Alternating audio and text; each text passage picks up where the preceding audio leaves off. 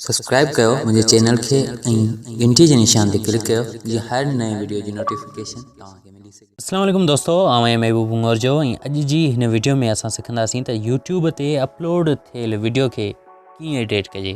जॾहिं बि असां का वीडियो अपलोड कयूं था, जेकॾहिं उन में कंहिं ॿी वीडियो जो कंहिं पराई वीडियो जो क्लिप आहे त यकीनन असांखे उनजो कॉपीराइट अचे थो, या असां ग़लतीअ सां को अहिड़ो क्लिप पंहिंजे वीडियो में ऐड कयूं था जेको असां बाद में सम्झूं था त यार इहो क्लिप ऐड करिणो न हुयो, त उनखे कीअं रिमूव कजे, या वीडियो जो ऑडियो जे ते कॉपीराइट लॻियो वञे त उनखे कीअं रिमूव कजे।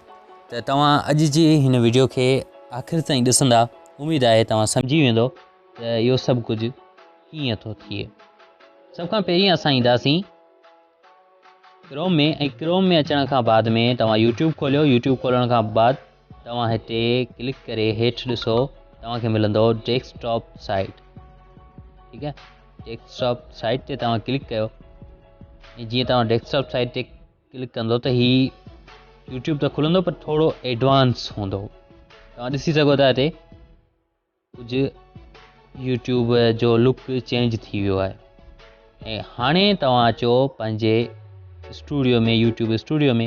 हिते तव्हांखे क्रिएटर स्टूडियो मिलंदो, इन ते जीअं तव्हां क्लिक कंदो तव्हां स्टूडियो ते पहुची वेंदो। स्टूडियो इहो थोरो एडवांस आहे, हीउ डैशबोर्ड में अची वियो। बहरहाल हीअ त ओल्ड आहे, असां ट्राई बेटा ते क्लिक कंदासीं। बीटा स्टूडियो थोरो हिन तरह जो ॾिसण में ईंदो आहे, तव्हांखे ॾेखारे थो वठां।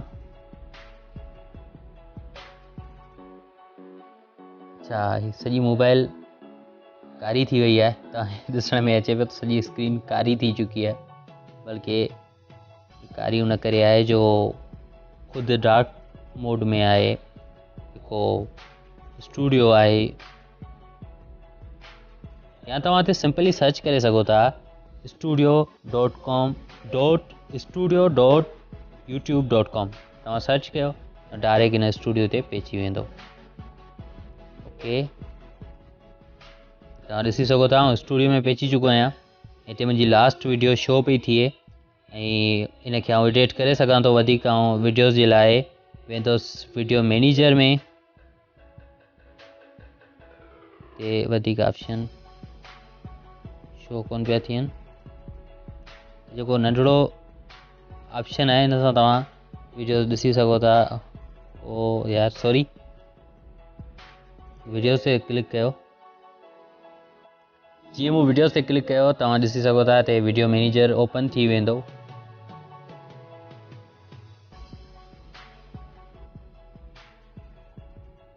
जी दोस्तों, जीअं तव्हां ॾिसी सघो था मुंहिंजे साम्हूं वीडियो मैनेजर ओपन थी वियो आहे। हाणे आउं जंहिं बि वीडियो खे चाहियां उनखे एडिट करे सघां थो, ऐं मूंखे वीडियो एडिट करणी आहे सिर्फ़ु पबजी वारी। तव्हां ॾिठो हूंदो कल्ह हिकिड़ी वीडियो मूं जेकी रखी इहो गूगल ड्राइव वारी, त उहा गूगल ड्राइव वारी वीडियो 8 मिंट कुझु सेकंड जी हुई। ऐं उनखां अलावा उन वीडियो खे मूं इन ई रीति एडिट करे नंढो कयो, ऐं एडिट कंदे कंदे उहा वीडियो मूंखां ख़राबु थी वई, ऐं बाद में उन वीडियो खे मूं डिलीट करे छॾियो ऐं ॿीहर अपलोड कयो। त अॼु असां कंहिं अहिड़ी वीडियो खे एडिट कंदासीं, फर्ज़ी तौर ते असां हुनखे सेव कोन कंदासीं, बल्कि असां हिनखे एडिट था करे वठूं 3D वारी वीडियो खे। जीअं असां हुनजे टाइटल ते क्लिक कंदासीं त उहो डायरेक्ट एडिटिंग वारे पेज ते हली वेंदो।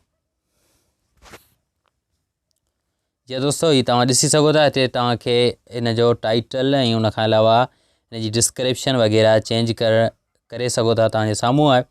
ऐं हाणे असां ईंदासीं वीडियो एडिटर ते।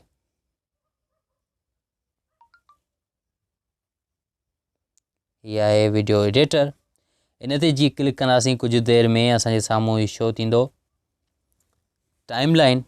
ऐं टाइमलाइन कुझु हिन तरह जी हूंदी, तव्हां ॾिसी सघो था हिते त हिते काफ़ी ॿिया बि ऑप्शन आहिनि जिन में वीडियो जो ऑडियो आहे, ऐं उनखां अलावा हिते तव्हां ऑडियो को ट्रैक करे रखी सघो था, ऐं एंड स्क्रीन सेट करे सघो था।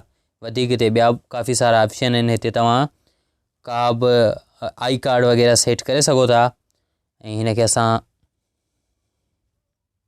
मोर ओके दोस्तों जेकॾहिं तव्हांखे वीडियो ट्रिम करिणो आहे त तव्हां सभ खां पहिरीं जेको सिलेक्शन टूल आहे, जेकी अच्छी लाइन आहे, इनखे खणी करे उन जाइ ते रखो जितां तव्हांखे ट्रिम करिणो आहे ऐं पोइ ट्रिम ते क्लिक कयो।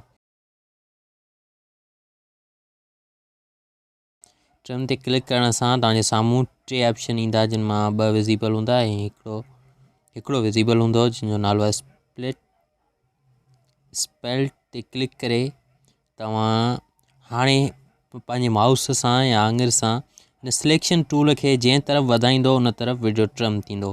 मिसाल तौरु मूंखे अॻिए तरफ़ वधाइणो आहे त आउं जीअं अॻिए तरफ़ वधाईंदुसि, जेकॾहिं मूंखे अंडरो करिणो आहे त आउं इन बटन खे दबाईंदुसि, अंडरो थी वेंदो ऐं ॿीहर